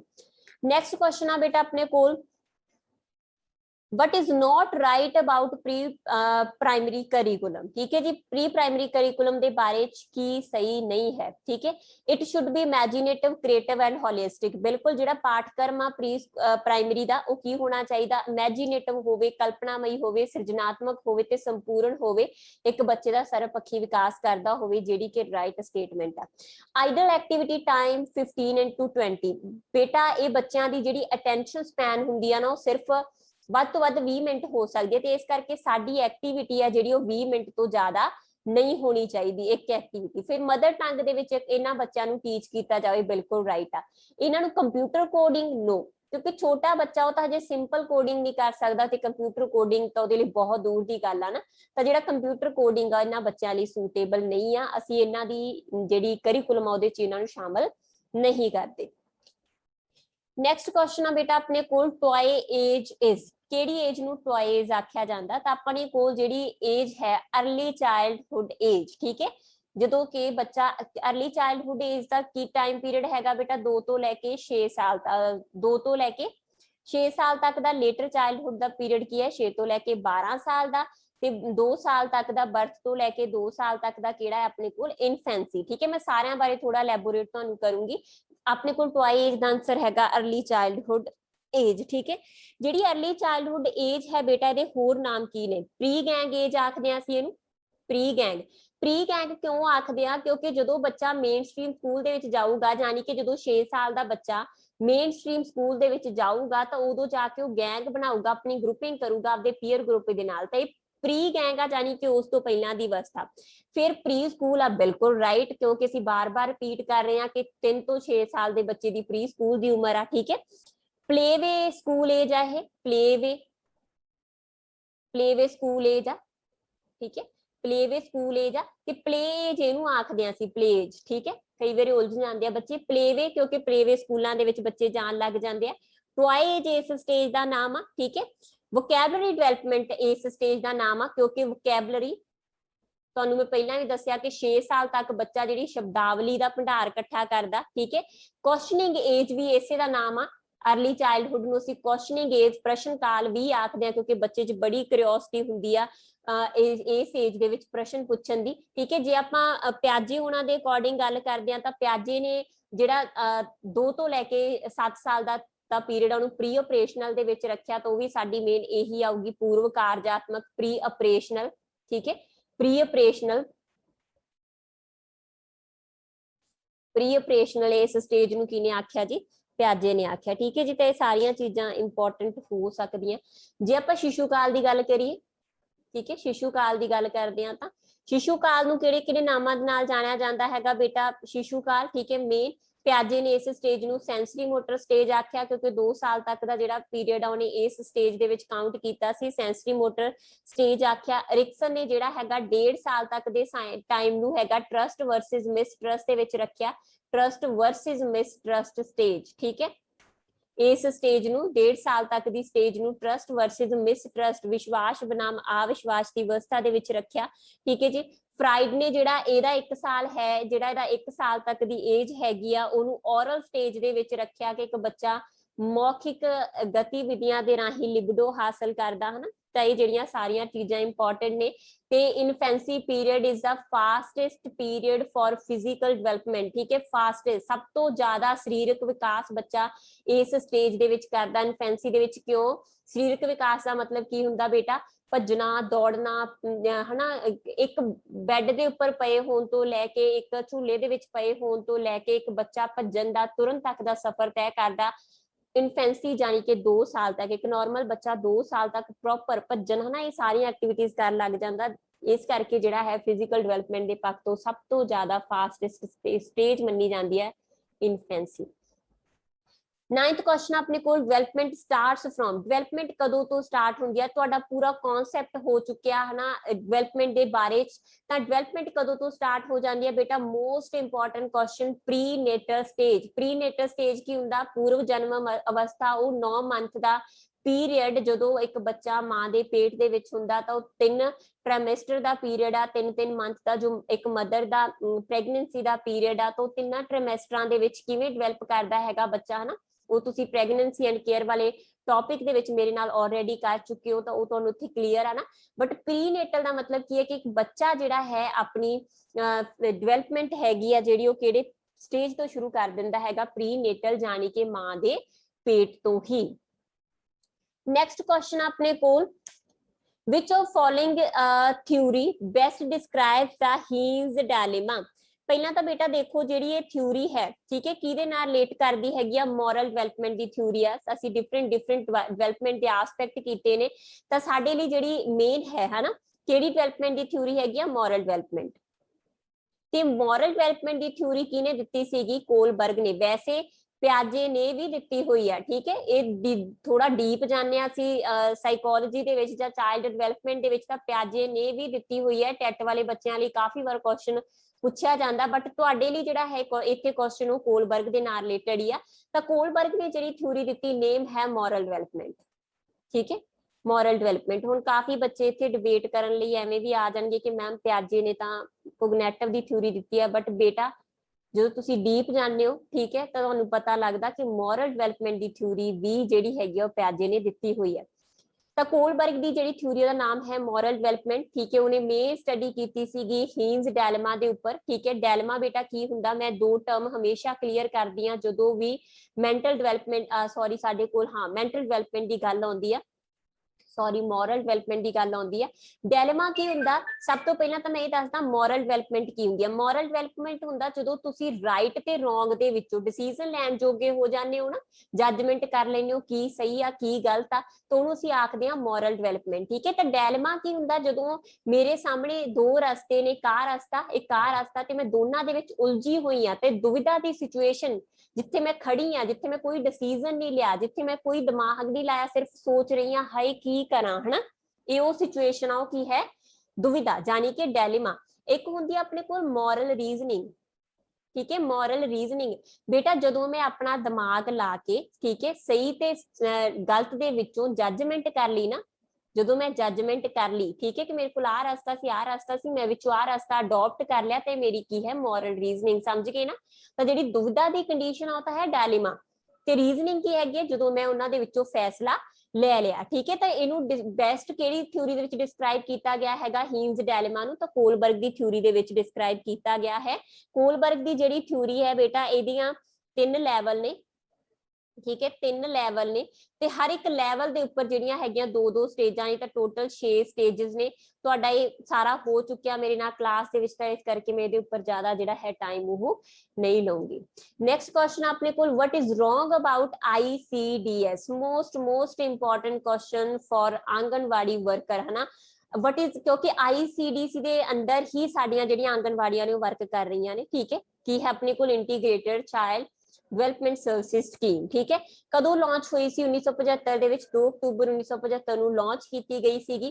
ਮੇਨ ਸੈਕਿੰਡ ਆਪਣੇ ਕੋਲ ਹੈ, it provide primary health care and immunisation to child till age 6 year and pregnant woman, right, ਹੈ ਨਾ ਬੇਟਾ। ਜਿਹੜੀ ਇਹ ਸਕੀਮ ਹੈ ICDS, ਇਹਦੇ 6 ਸਾਲ ਤੱਕ ਦੇ ਬੱਚੇ, ਗਰਭਵਤੀ ਔਰਤਾਂ, ਇਸ ਤੋਂ ਬਿਨਾ ਇੱਕ ਹੁੰਦਾ ਲੈਕਟੇਟਿੰਗ, ਜਿਹੜੀਆਂ ਮਦਰਸ ਹਜੇ ਬੱਚੇ ਨੂੰ ਫੀਡ ਕਰ ਰਹੀਆਂ ਨੇ, ਲੈਕਟੇਟਿੰਗ ਮਦਰਸ, ਠੀਕ ਹੈ, ਤੇ ਐਡੋਲਸੈਂਟ ਗਰਲਸ, ਕਿਸ਼ੋਰੀਆਂ, ਉਹਨਾਂ ਦੇ ਲਈ ਵੀ ਇਹ ਸਰਵਿਸਿਜ਼ ਪ੍ਰੋਵਾਈਡ ਕੀਤੀਆਂ ਜਾਂਦੀਆਂ। ਬਟ ਆਪਣੇ ਕੋਲ ਇਹ ਵੀ ਆਪਸ਼ਨ ਠੀਕ ਆ ਕਿ ਇਹਦੇ ਚ ਜਿਹੜੇ ਹੈ PHC, ਜਾਨੀ ਕਿ ਪ੍ਰਾਇਮਰੀ ਹੈਲਥ ਕੇਅਰ, ਮੁੱਢਲੀ ਜਿਹੜੀ ਸਿਹਤ ਸੰਭਾਲ ਆ, ਤੇ ਇਮਿਊਨਾਈਜੇਸ਼ਨ, ਟੀਕਾਕਰਨ ਜਿਹੜਾ ਹੈ ਉਹ 6 ਸਾਲ ਤੱਕ ਦੀਆਂ ਔਰਤਾਂ ਨੂੰ ਤੇ 6 ਸਾਲ ਤੱਕ ਦੇ ਬੱਚਿਆਂ ਨੂੰ ਤੇ ਔਰਤਾਂ ਨੂੰ ਪ੍ਰਦਾਨ ਕੀਤਾ ਜਾਂਦਾ, ਜਿਹੜਾ ਕਿ ਬਿਲਕੁਲ ਰਾਈਟ ਆ।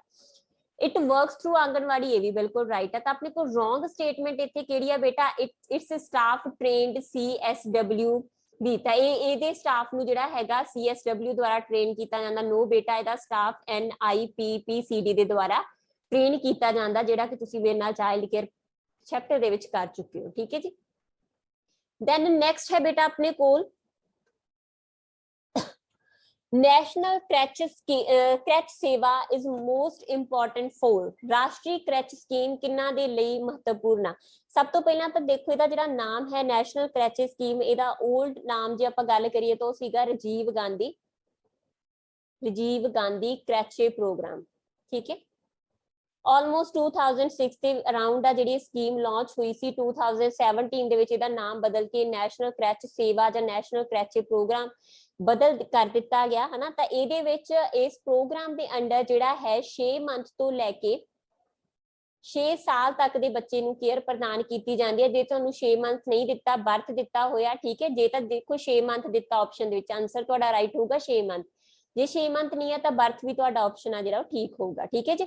ਤਾਂ 6 ਮੰਥ ਤੋਂ ਲੈ ਕੇ 6 ਸਾਲ ਤੱਕ ਦੇ ਬੱਚੇ ਨੂੰ ਜਿਹੜਾ ਹੈ ਨਿਊਟ੍ਰੀਸ਼ਨ ਹੈਲਥ ਕੇਅਰ ਪ੍ਰਦਾਨ ਕਰਨਾ ਇਹਦਾ ਮੇਨ ਟਾਰਗੇਟ ਆ। ਤੇ ਨਾਲ ਹੀ ਬੱਚਿਆਂ ਦੀ ਜਿਹੜੀ ਹੈ ਹੋਲਿਸਟਿਕ ਡਿਵੈਲਪਮੈਂਟ, ਹੋਲਿਸਟਿਕ ਮੈਂ ਬਾਰ-ਬਾਰ ਰਿਪੀਟ ਕਰਦੀ ਹਾਂ, ਹੋਲਿਸਟਿਕ ਦਾ ਮਤਲਬ ਹੁੰਦਾ ਸੰਪੂਰਨ, ਆਲ ਰਾਊਂਡ ਡਿਵੈਲਪਮੈਂਟ ਕਰਨਾ ਇਹਦੇ ਚ ਸ਼ਾਮਲ ਆ।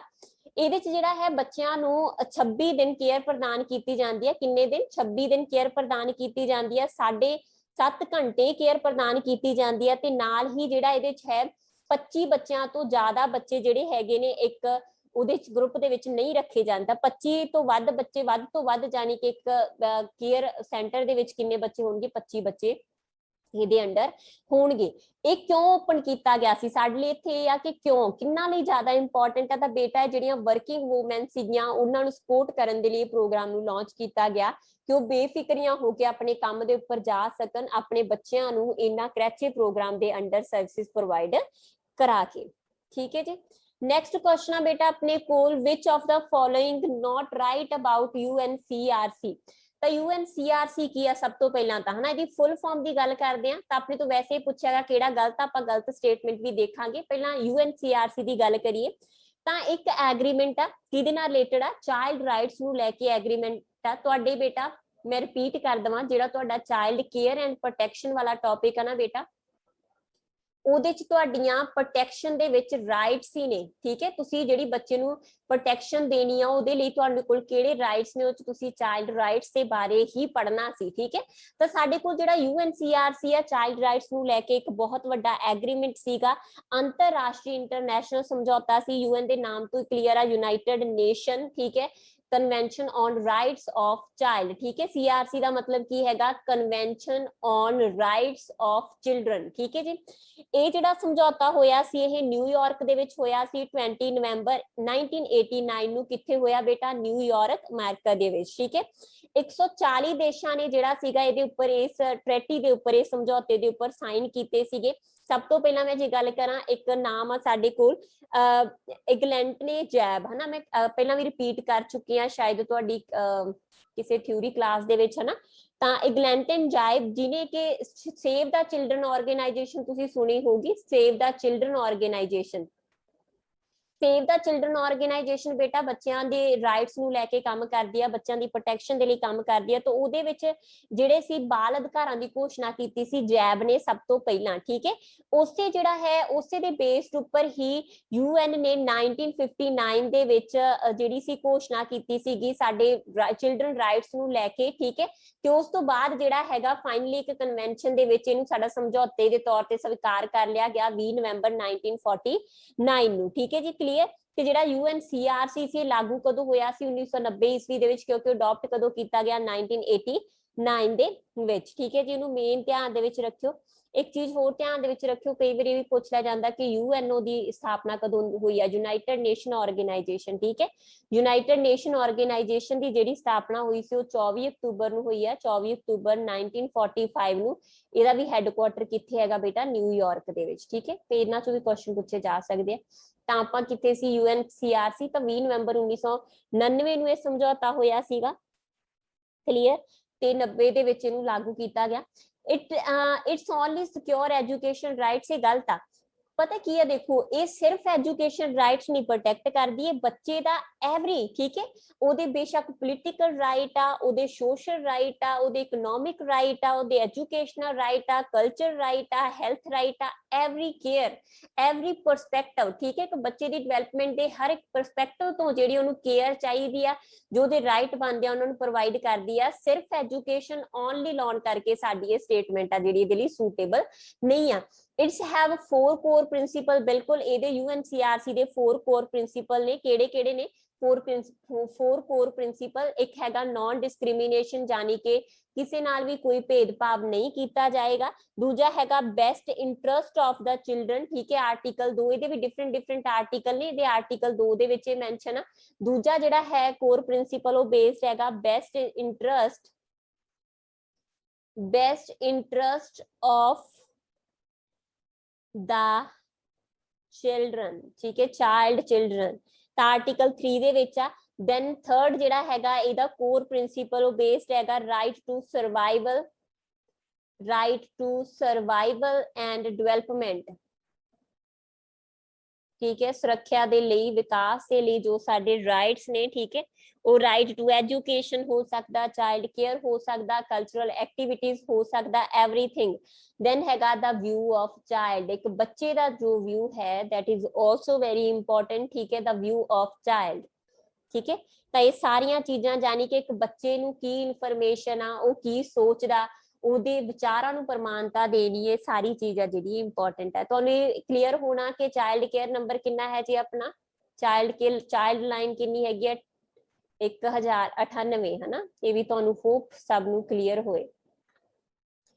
ਦੈਨ ਬੇਟਾ ਨੈਕਸਟ ਕੁਐਸਚਨ ਆਪਣੇ ਕੋਲ शारदा एक्ट डील्स विद, ठीक है, शारदा एक्ट किहदे नाल, ये भी चाइल्ड राइट्स दे विचों ही एक राइट आ, चाइल्ड प्रोटेक्शन दे लई एक राइट आ। तुसीं बाल विआह वर्गी कुप्रथा जिहड़ी कि पहलां चल रही सीगी है ना, उस प्रथा नूं खत्म करन दे लई प्रोग्राम शुरू किया गया सी शारदा एक्ट, ठीक है। बाल विआह प्रथा लिखना सी ना, बाल विआह दे लई आ, यानी कि चाइल्ड मैरिज नूं खत्म किया गया इस एक्ट दे विच। देखो असल दे विच इस एक्ट दा जिहड़ा पुराना नाम हैगा सी शारदा एक्ट भी आखदे आ, ते इस एक्ट दा जिहड़ा एक होर नाम है वो है child marriage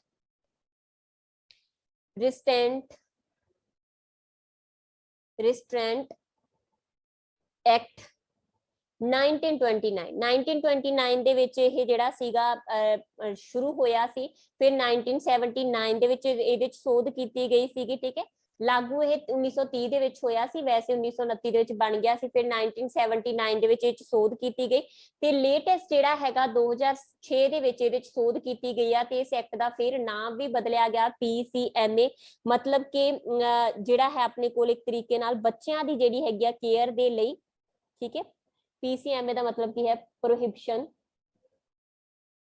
prohibition of child marriage act, ठीक है। हुण इहदा नाम यही अपने को 2006 दे तो चाइल्ड मैरिज एक्ट, ठीक है। चाइल्ड मैरिज एक्ट के अंडर की कहा गया कि जेड़ा एक लड़का है उहदी उम्र कितनी होनी चाहिए हैगी आ, घट तो घट 21 साल, तो एक लड़की की उम्र कितनी होनी चाहिए 18 साल। इस तो छोटी उम्र आ जिहड़ी इनलीगल मन्नी जाऊगी किहदे लई, ब्याह दे लई, ठीक है जी। ਤਾਂ ਇਹ ਮੇਨ ਚੀਜ਼ਾਂ ਨੇ ਜਿਨ੍ਹਾਂ ਨੂੰ ਧਿਆਨ ਦੇ ਵਿੱਚ ਰੱਖਣਾ। ਹਰਬਿਲਾਸ शारदा ਦੇ ਜਿਹੜੇ ਯਤਨਾਂ ਜਿਹੜੇ ਕਿ ਉਸ ਟਾਈਮ ਤੇ ਸਪਾਂਸਰ ਸੀਗੇ, ਨਿਆਂਧੀਸ਼ ਸੀਗੇ, ਮੇਨ ਜੁਡੀਸ਼ੀਅਲ ਸਰਵਿਸਿਜ਼ ਪ੍ਰੋਵਾਈਡ ਕਰਦੇ ਸੀਗੇ, ਤਾਂ ਉਹਨਾਂ ਦੇ ਨਾਮ ਉੱਪਰ ਇਸ ਐਕਟ ਦਾ ਨਾਮ ਇਹ ਪਿਆ ਸੀ, ਠੀਕ ਹੈ ਜੀ, ਕਲੀਅਰ।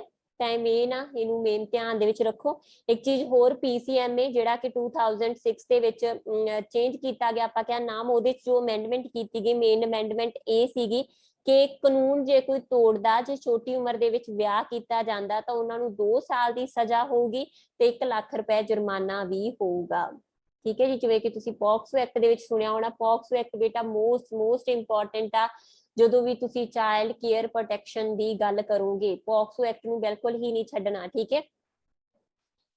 नैक्सट बेटा अपने कोल है child start speaking first word गलत लिखिया होया है ना, सॉरी, तो वर्ड दे स्पेलिंग शब्द वाला वर्ड है इत्थे, ठीक है, शब्दां वाला वर्ड।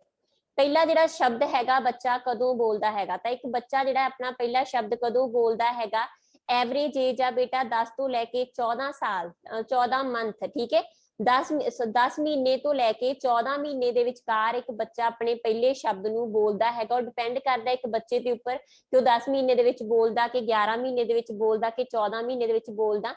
एक क्वेश्चन पूछा जाता कि 1 साल के बच्चे कोल किन्ने एवरेज शब्द हो सकते हैं, तो 3 तो 4 शब्दों का जिहड़ा भंडार भी एक बच्चे दे कोल हो सकता। 18 तो 24 मंथ दे विच आ जिहड़ा टैलीग्राफिक यानी कि सिंपल 2 शब्दों नूं पूरी लाइन बोलण दी बजाय 2 जिहड़े शब्द हैगे ने सिंपल 2 शब्दों नूं जोड़ के ਸਿੰਪਲ ਸੈਂਟੈਂਸ, ਦੋ ਸ਼ਬਦਾਂ ਵਾਲਾ ਸੈਂਟੈਂਸ ਵਾਕ ਬਣਾਉਣ ਲੱਗ ਜਾਂਦਾ, ਜਿਵੇਂ ਕਿ ਇਹ ਕਹਿਣ ਦੀ ਬਜਾਏ ਕਿ ਮੈਂ ਖਾਣਾ ਖਾ ਰਿਹਾ ਹਾਂ, ਆਪਾਂ ਉਹ ਤੋਂ ਪੁੱਛੀਏ ਕਿ ਤੂੰ ਕੀ ਕਰਦਾ ਤਾਂ ਉਹ ਕਹੂਗਾ ਖਾਣਾ ਖਾਂਦਾ। ਦੋ ਸ਼ਬਦ ਜੋੜ ਕੇ ਨਾ ਖਾਣਾ ਖਾਂਦਾ, ਜਦੋਂ ਕਿ ਇਹ ਨਹੀਂ ਆਖਦਾ ਕਿ ਮੈਂ ਖਾਣਾ ਖਾ ਰਿਹਾ ਹਾਂ। ਠੀਕ ਹੈ, ਕਲੀਅਰ। ਤੇ ਕੀ ਹੁੰਦਾ, ਟੈਲੀਗ੍ਰਾਫਿਕ ਜਾਨੀ ਕਿ ਦੋ ਸ਼ਬਦਾਂ ਨੂੰ ਜੋੜ ਕੇ ਸਿੰਪਲ ਵਾਕ ਬਣਾਉਣ ਲੱਗ ਜਾਂਦਾ। ਤਾਂ ਉਹ ਪੁੱਛਣ ਤਾਂ ਉਮਰ ਹੈ 18 ਤੋਂ 24। ਜੇ ਪੁੱਛਣ ਕਿ ਫਰਸਟ ਵਰਡ ਕਿਹੜੀ ਸਟੇਜ ਦੇ ਵਿੱਚ ਬੋਲਦਾ ਤਾਂ ਸਾਡੇ ਕੋਲ ਆਨਸਰ ਹੋਏਗਾ ਬੇਟਾ 10 ਤੋਂ ਲੈ ਕੇ 14 ਮੰਥ। ਜੇ ਪੁੱਛਣ ਕੀ ਨੇ ਆਖਿਆ ਕਿ ਜਿਹੜੀ ਬੱਚੇ ਦੇ ਵਿੱਚ ਭਾਸ਼ਾ ਹੈ ਉਹ ਸਿੱਖਣਾ ਜਨਮਜਾਤ ਆ, ਤਾਂ ਤੁਹਾਡਾ ਆਨਸਰ ਹੋਏਗਾ ਚਮਸਕੀ। ਤੋਂ ਤੁਸੀਂ ਇਹਦੇ ਨਾਲ ਇਹ ਕੰਪਲੀਟ ਚੈਪਟਰ ਮੇਰੇ ਨਾਲ ਕਰ ਚੁੱਕੇ ਹੋ ਹਨਾ, ਤਾਂ ਉਹ ਮੇਨ ਧਿਆਨ ਦੇ ਵਿੱਚ ਰੱਖਣੇ ਆ ਜੋ ਪੁਆਇੰਟ ਤੁਹਾਨੂੰ ਮੈਂ ਕਰਾਏ। ਜੇ ਪੁੱਛਣ ਭਾਸ਼ਾ ਦੇ ਵਿਕਾਸ ਤੋਂ ਸਭ ਤੋਂ ਜ਼ਿਆਦਾ ਮਹੱਤਵਪੂਰਨ ਸਟੇਜ ਕਿਹੜੀ ਆ, ਤਾਂ ਭਾਸ਼ਾ ਦੇ ਵਿਕਾਸ ਤੋਂ ਸਭ ਤੋਂ ਜ਼ਿਆਦਾ ਮਹੱਤਵਪੂਰਨ ਸਟੇਜ ਹੈਗੀ ਆ ਬੇਟਾ early childhood stage. Early childhood stage because ਇਹਦੇ ਵਿੱਚ ਬੱਚਾ 2 ਤੋਂ ਲੈ ਕੇ 6 ਸਾਲ ਤੱਕ ਬੱਚਾ ਕੰਪਲੀਟ ਭਾਸ਼ਾ ਨੂੰ ਗ੍ਰਹਿਣ ਕਰ ਲੈਂਦਾ। ਠੀਕ ਹੈ। 16 ਕੁਐਸਚਨਾਂ ਵਿੱਚ of following is the first step of growth and development. Growth and development ਦਾ ਸਭ ਤੋਂ ਪਹਿਲਾ ਸਟੈਪ ਹੁੰਦਾ ਬੇਟਾ ਫਿਜ਼ੀਕਲ ਡਿਵੈਲਪਮੈਂਟ। ਹਜੇ ਜਦੋਂ ਕੁਝ ਵੀ ਨਹੀਂ ਕਰਨ ਲੱਗਾ ਹੁੰਦਾ ਨਾ, ਤਾਂ ਬੇਸਿਕਲੀ ਧੌਣ ਹਿਲਾਉਣੀ, ਮੂਵਮੈਂਟਸ ਕਰਨੀਆਂ। ਠੀਕ ਹੈ, ਛੋਟੇ ਛੋਟੇ ਜਦੋਂ ਫਿਜ਼ੀਕਲ, ਜੇ ਆਪਾਂ ਪ੍ਰੀਨੇਟਲ ਦੇ ਵਿੱਚ ਹੀ ਮੰਨ ਕੇ ਚੱਲੀਏ ਨਾ, ਪ੍ਰੀਨੇਟਲ ਦੇ ਵਿੱਚ ਇੱਕ ਬੱਚੇ ਦੀ ਫਿਜ਼ੀਕਲ ਡਿਵੈਲਪਮੈਂਟ ਨੂੰ ਆਪਾਂ ਕੰਸੀਡਰ ਕਰੀਏ ਤਾਂ ਸਭ ਤੋਂ ਪਹਿਲਾਂ ਇੱਕ ਬੱਚਾ ਛੋਟੇ ਜਿਹੇ ਐਗ ਤੋਂ ਲੈ ਕੇ ਹਨਾ ਇੱਕ ਜਿਹੜਾ ਹੈਗਾ ਲੰਬਾ ਸਫ਼ਰ ਤੈਅ ਕਰਦਾ ਨਾ, ਛੋਟੇ ਜਿਹੇ ਐਗ ਤੋਂ ਲੈ ਕੇ ਇੱਕ ਲੰਬੇ ਸਫ਼ਰ ਨੂੰ ਤੈਅ ਕਰਦਾ। ਜਿਵੇਂ ਕਿ ਮੈਂ ਤੁਹਾਨੂੰ ਕਲਾਸਿਸ ਦੇ ਵਿੱਚ ਕਰਵਾਇਆ ਵੀ ਸੀਗਾ ਨਾ, ਕਈ ਵਾਰੀ ਪੁੱਛ ਲਿਆ ਜਾਂਦਾ ਕਿ ਫਿਜ਼ੀਕਲ ਵਿਕਾਸ ਕਦੋਂ ਤੋਂ ਸ਼ੁਰੂ ਹੋ ਜਾਂਦਾ, ਤਾਂ ਆਨਸਰ ਹੁੰਦਾ ਜਨਮ ਤੋਂ ਪਹਿਲਾਂ। ਤਾਂ ਜਨਮ ਤੋਂ ਪਹਿਲਾਂ ਦਾ ਮਤਲਬ ਹੀ ਹੈ ਕਿ ਪ੍ਰੀਨੇਟਲ। ਕਿਉਂ ਪ੍ਰੀਨੇਟਲ ਆ ਦੱਸਦੇ ਆ। ਠੀਕ ਹੈ, ਪ੍ਰੀਨੇਟਲ ਕਿਉਂ ਆ, ਕਿਉਂਕਿ ਇਹਦੇ ਵਿੱਚ ਜਿਹੜਾ ਹੈ ਬੱਚਾ ਪ੍ਰੀਨੇਟਲ 9 ਮਹੀਨੇ ਦਾ ਜੋ ਪੀਰੀਅਡ ਆ ਬੱਚੇ ਦਾ ਇੱਕ ਮਾਂ ਦੇ ਪੇਟ ਵਿੱਚ, ਉਹਨੂੰ 3 ਹਿੱਸਿਆਂ ਦੇ ਵਿੱਚ ਅਸੀਂ ਵੰਡ ਕੇ ਚੱਲਦੇ ਆ। ਜਰਮੀਨਲ ਪੀਰੀਅਡ ਆ, ਜਰਮੀਨਲ ਪੀਰੀਅਡ ਹੁੰਦਾ ਉਹਦਾ 2 ਵੀਕ ਤੱਕ ਦਾ ਸਮਾਂ। ਠੀਕ ਹੈ, ਜਿੱਥੇ ਹਜੇ ਉਹ ਸਿਰਫ ਛੋਟਾ ਜਿਹਾ ਐਗ ਹੀ ਆ, ਪ੍ਰੋਪਰ ਕੁਝ ਵੀ ਨਹੀਂ ਬਣਿਆ। ਠੀਕ ਹੈ, ਦੈਨ ਹੈਗਾ ਐਮਬ੍ਰੋਨਿਕ, ਕਰਤਾ ਵਿਕਾਸ ਹੀ ਰਿਹਾ ਨਾ ਫਿਜ਼ੀਕਲ, ਇੱਕ ਐਗ ਤੋਂ ਥੋੜਾ ਜਿਹਾ ਵੱਡਾ ਹੋਊਗਾ, ਕੁਝ ਬਣੂਗਾ, ਉਹਦਾ 3 ਤੋਂ 8 ਵੀਕ ਦੇ ਵਿੱਚ ਐਮਬ੍ਰੋਨਿਕ ਹੁੰਦੀ ਹੈ। ਠੀਕ ਹੈ, ਤੇ ਫਿਰ ਫੀਟਲ ਸਟੇਜ ਹੁੰਦੀ ਆ ਲਾਸਟ, ਜਿਹੜੀ ਕਿ ਉਹਦੇ 9 ਵੀਕ ਤੋਂ ਸ਼ੁਰੂ ਹੋ ਕੇ ਟਿਲ ਬਰਥ ਆ ਜਿਹੜੀ ਉਹ ਕੰਟੀਨਿਊ ਰਹਿੰਦੀ ਆ, ਬਰਥ ਤੱਕ ਆ ਉਹਦਾ ਇਹ ਪੀਰੀਅਡ ਚੱਲਦਾ ਰਹਿੰਦਾ। ਠੀਕ ਹੈ ਜੀ, ਕਲੀਅਰ। ਤਾਂ ਇੱਕ ਬੱਚੇ ਦੀ ਜਿਹੜੀ ਹੈਗੀ ਆ ਸਭ ਤੋਂ ਪਹਿਲਾਂ ਜੋ ਡਿਵੈਲਪਮੈਂਟ ਸਟਾਰਟ ਹੁੰਦੀ ਆ ਫਿਜ਼ੀਕਲ ਡਿਵੈਲਪਮੈਂਟ। ਨੈਕਸਟ ਕੁਐਸਚਨ ਤੁਹਾਡੇ ਹੈਗੇ ਆਂਗਨਵਾੜੀ ਮੈਨੇਜਮੈਂਟ ਦੇ ਨਾਲ ਰਿਲੇਟਡ। ਫਰਸਟ ਇਹਦੇ ਚ 17 ਕੁਐਸਚਨ ਆਪਣੇ ਕੋਲ। Who implement anganwadi services. Anganwadi services ICDS ਦੇ ਅੰਡਰ ਹੀ ਪ੍ਰੋਵਾਈਡ ਕੀਤੀਆਂ ਜਾਂਦੀਆਂ, ਸਰਵਿਸ ਸਕੀਮ ਦੇ ਅੰਡਰ ਹੀ ਪ੍ਰੋਵਾਈਡ ਕੀਤੀਆਂ ਜਾਂਦੀਆਂ, ਬਟ ਇਹਨਾਂ ਨੂੰ ਗਰਾਊਂਡ ਲੈਵਲ ਦੇ ਉੱਪਰ ਲਾਗੂ ਕੌਣ ਕਰਦੇ ਹੈਗੇ ਨੇ, ਆਂਗਨਵਾੜੀ ਵਰਕਰ। AWW ਦਾ ਮਤਲਬ ਹੈਗਾ ਆਂਗਨਵਾੜੀ ਵਰਕਰ। ਠੀਕ ਹੈ, AW ਲਿਖਿਆ ਹੋਵੇ ਤਾਂ ਬੇਟਾ ਉਹਦਾ ਮਤਲਬ ਹੁੰਦਾ ਆਂਗਨਵਾੜੀ। ਠੀਕ ਹੈ, ਪਿੱਛੇ ਮੈਂ ਵਰਕਰ ਲਾਤਾ ਤਾਂ ਵਰਕਰ ਆ ਗਿਆ, ਜਿਵੇਂ H ਲਾਤਾ ਤਾਂ ਹੈਲਪਰ ਆ ਗਿਆ। ਇਹਨਾਂ ਦੀ ਹੈਲਪ ਦੇ ਲਈ ਉੱਪਰ ਪੋਜੀਸ਼ਨ ਕਿਹੜੀ ਹੈਗੀ ਆ, ਸੁਪਰਵਾਈਜ਼ਰ। ਤੇਰੇ ਤੋਂ ਵੀ ਉੱਪਰ ਪੋਜੀਸ਼ਨ ਕੌਣ ਹੈਗੀ ਆ, CDPO। ਇਹ ਸਾਰੇ ਹੀ ਇੰਪਲੀਮੈਂਟ ਕਰਦੇ ਨੇ ਮੇਨ ਆਂਗਨਵਾੜੀ ਸਰਵਿਸਿਜ਼ ਦੇ ਵਿੱਚ। ਸਭ ਤੋਂ ਜਿਹੜਾ ਹੈਗਾ ਇਹ ਮੇਨ ਫੰਕਸ਼ਨਰੀ ਕਾਊਂਟ ਕੀਤੇ ਜਾਂਦੇ ਆ। ਠੀਕ ਹੈ, ਇਹਨੂੰ ਇੰਪਲੀਮੈਂਟ ਕਰਨ ਦੇ ਲਈ ਇਹ ਜ਼ਰੂਰ ਹੁੰਦਾ ਬੇਟਾ ਕਿ ਆਂਗਨਵਾੜੀ ਵਰਕਰ ਦੀ ਹੈਲਪ ਦੇ ਲਈ ਅੱਗੋਂ ਜਿਹੜੇ ਹੈਗੇ ਨੇ ਆਸ਼ਾ ਵੀ ਹੈਲਪ ਕਰਨਗੇ। ਠੀਕ ਹੈ, ਪੰਚਾਇਤਾਂ ਵੀ ਹੈਲਪ ਕਰਨਗੀਆਂ, ਬਟ ਮੇਨ ਜਿਹੜੇ ਹੈਗੇ ICDS ਦੇ ਅੰਡਰ ਅਪਾਇੰਟਡ ਉਹ ਕੌਣ ਹੈਗੇ ਨੇ, anganwadi worker, anganwadi helper, supervisor and CDPO। 18 question ਆਪਣੇ ਕੋਲ। ਵਿਚ ਆਂਗਨਵਾੜੀ ਸਰਵਿਸਿਜ਼ ਨਾਟ ਪ੍ਰੋਵਾਈਡ ਅੰਡਰ NHM। ਸਭ ਤੋਂ ਪਹਿਲਾਂ ਤਾਂ NHM ਕੀ ਹੈਗਾ, ਨੈਸ਼ਨਲ ਹੈਲਥ ਮਿਸ਼ਨ। ਠੀਕ ਹੈ, ਨੈਸ਼ਨਲ ਹੈਲਥ ਮਿਸ਼ਨ।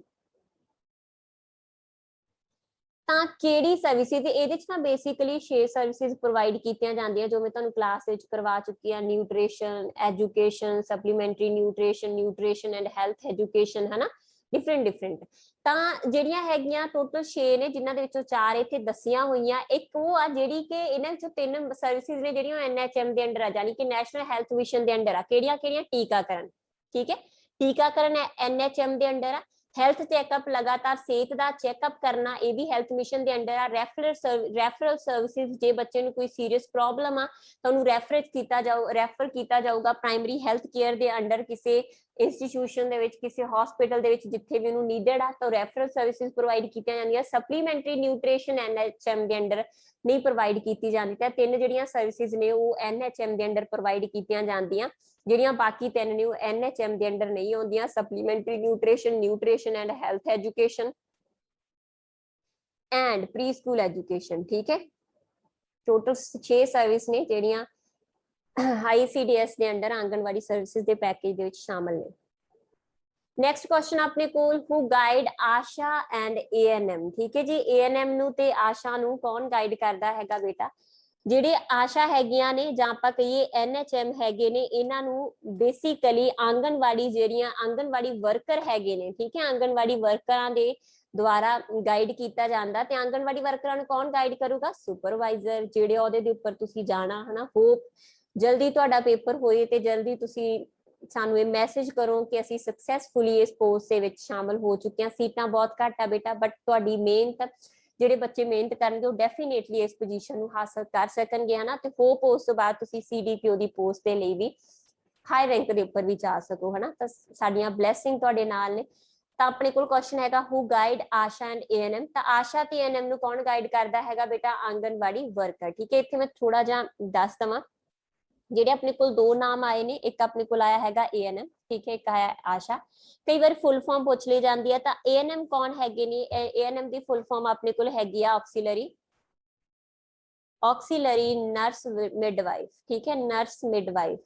ਜਿਹੜੀਆਂ ਆਂਗਨਵਾੜੀ ਵਰਕਰ ਆਪਣੇ ਕੋਲ ਰੱਖਦੇ ਨੇ ਨਾ, ਜਿਵੇਂ ਆਇਰਨ ਹੋ ਗਈ, IFA iron and folic acid ਹੋ ਗਏ, ਵਿਟਾਮਿਨ A ਬੱਚਿਆਂ ਨੂੰ ਪ੍ਰੋਵਾਈਡ ਕਰਨੇ ਹੋ ਗਏ, ਜੋ ਹਨਾ ਹੁੰਦੀਆਂ ਨੇ ਮੈਡੀਸਨ ਵਗੈਰਾ ਜਾਂ ਹਨਾ, ਉਹਦਾ ਪੂਰਾ ਧਿਆਨ ਆ ਜਿਹੜੀ ਉਹ ANM ਦੇ ਦੁਆਰਾ ਰੱਖਿਆ ਜਾਂਦਾ। ਬਟ ਕੀ ਕੌਣ ਹੈਲਪ ਕਰਦਾ ਉਹਦੀ? ਆਂਗਨਵਾੜੀ ਵਰਕਰ। ਸੇਮ ਆਸ਼ਾ ਵੀ ਜਿਹੜੀਆਂ ਹੈਗੀਆਂ ਨੇ ਉਹ ਹੈਲਥ ਕੇਅਰ ਸਰਵਿਸਿਜ਼ ਪ੍ਰੋਵਾਈਡ ਕਰਦੀਆਂ ਨੇ ਰੂਰਲ ਏਰੀਆ ਦੇ ਵਿੱਚ, ਪੇਂਡੂ ਖੇਤਰਾਂ ਦੇ ਵਿੱਚ। ਤਾਂ ਇਹਦੀ ਵੀ ਕਈ ਵਾਰ ਫੁੱਲ ਫਾਰਮ ਪੁੱਛ ਲਈ ਜਾਂਦੀ ਹੈ। ਤਾਂ ਉਹਦੀ ਫੁੱਲ ਫਾਰਮ ਹੈਗੀ ਆ accredited social health activist, health activist। ਠੀਕ ਹੈ ਜੀ, ਤਾਂ ਇਹ ਇੰਪੋਰਟੈਂਟ ਹੋ ਸਕਦੇ ਆ। ਬਾਕੀ ਤੁਹਾਡਾ ਕਲਾਸ ਦੇ ਵਿੱਚ ਹੋ ਚੁੱਕਿਆ ਹੈ ਟੌਪਿਕ ਰਿਸਪੌਂਸਿਬਿਲਟੀਜ਼ ਵਾਲਾ, ਤਾਂ ਉਹਨੂੰ ਡੈਫੀਨੇਟਲੀ ਰੀਡ ਕਰਿਓ। 20 ਕੁਐਸਚਨ ਆਪਣੇ ਕੋਲ, what is the responsibility of supervisor. ਤਾਂ ਸੁਪਰਵਾਈਜ਼ਰ ਦੀ ਕੀ ਰਿਸਪੌਂਸਿਬਿਲਟੀ ਹੈਗੀ ਆ ਜਿਹਦੇ ਉਹਦੇ ਤੇ ਤੁਸੀਂ ਜਾਣਾ? ਸਭ ਤੋਂ ਪਹਿਲਾਂ ਬੇਟਾ ਇਹ CDPO ਨੂੰ ਅਸਿਸਟ ਕਰਦਾ।